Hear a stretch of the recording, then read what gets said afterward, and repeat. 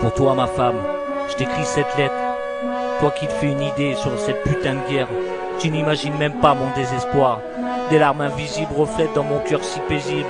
Mais enfin de là-bas où j'ai fait mes premiers pas, j'ai mal, oui j'ai mal, mais les gens s'en moquent pas mal. Loin de ces pays de guerre, le sang porte la couleur amère, mais ici présent, on le ressent constamment. Réveille au coup de mortier où on ne connaît de pitié, il faut en vivre pour ne pas en subir. Au départ on était des milliers sur le terrain, ils nous ont envoyés faire la guerre, ils nous regardaient partir avec le regard malsain. Tous on savait qu'on allait jouer avec nos destins. Et tous on savait qu'on allait bouffer de la poussière. C'est sûr, d'avance on le savait, on a signé un pacte avec l'État.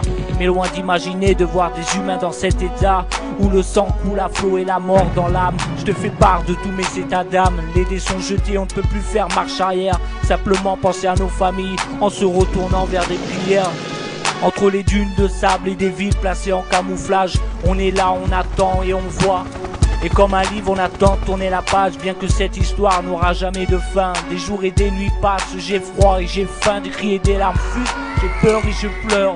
Au fond de moi, je ne peux m'empêcher de me demander ce que je fous là. Avoir des corps meurtris, mais qui se permet de nous envoyer là. C'est sûr, la guerre parfois est inévitable, mais pas trouver de vraies raisons ne peut être valable. On est là juste pour défendre un bout de terrain et non pas pour détruire sans trop tuer pour rien. Pour ma part, c'est sûr, je m'étais engagé par de belles images aux couleurs verdâtres, mais la réalité fut autrement, passer du vert au rouge à sang. Rien que ce matin, j'ai enterré le corps d'un enfant qui devait avoir 6 ans à peine. Un éclat de mortier l'a endormi à vie, et je ne peux m'empêcher de faire ressortir ma haine. J'aimerais me réveiller, sortir de ce cauchemar, mais hélas l'odeur du sang et tous ces corps sans vie me fait revenir à la surface. Qui vous êtes pour nous envoyer là? On a du sang qui coule dans nos veines, on n'est pas simples soldats, on est humains avant tout. Mais vous restez figés sur vos idées, vous moquez de tout sauf pour l'argent qui est un acte important. Alors avant de nous juger, regardez-vous dans une glace, elle se brisera même avant de vous donner grâce. Vous ne pouvez connaître la pitié dans vos bureaux de narcos, mais un jour vous serez hantés par les fantômes et vous ne lèverez pas de sitôt. Depuis la naissance du monde, on n'a jamais bien su répondre sans se battre à travers tous ces siècles. À chaque vie c'est mystère, à croire que l'homme est né sans âme, le bien, le mal, sans état d'âme. Personne ne peut prétendre jouir de tous ses droits, car les plus faibles n'ont guère le choix.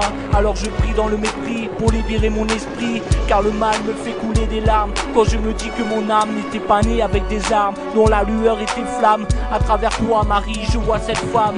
À toi la sainte, la bonne étoile. La jalousie du monde fait peur de l'Église.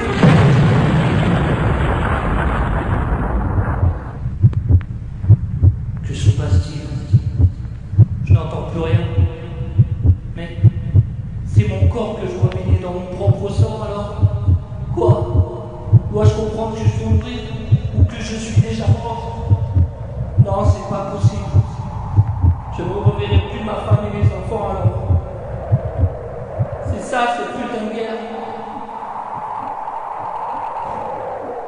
C'est bizarre, je ne ressens plus rien.